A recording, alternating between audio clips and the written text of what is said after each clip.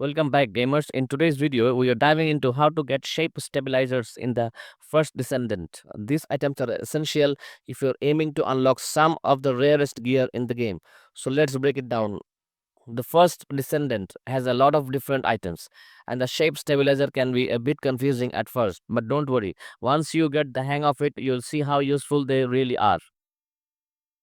So, what exactly is shape stabilizer? Essentially, it's a tool that helps manipulate the odds when opening amorphous materials, which are crucial for unlocking rare items, especially when fighting the Colossus.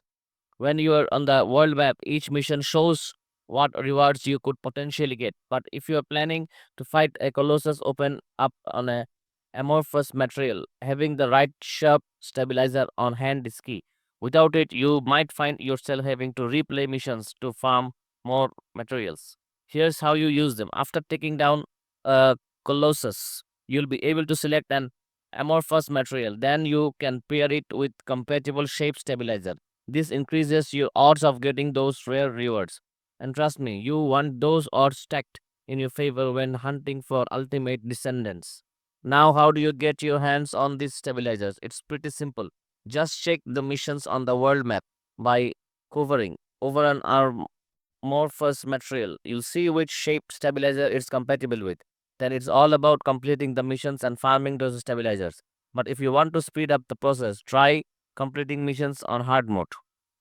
This increases your chances of getting shape stabilizers with each attempt. And for those who don't mind spending a bit of money, you can find boosts in the shop, though they won't increase your material drop rate directly. However, keep an eye out for rare components that might boost your consumable drop rate.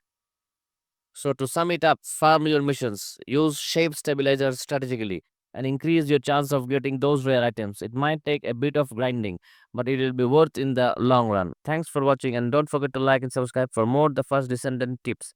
See you in the next video.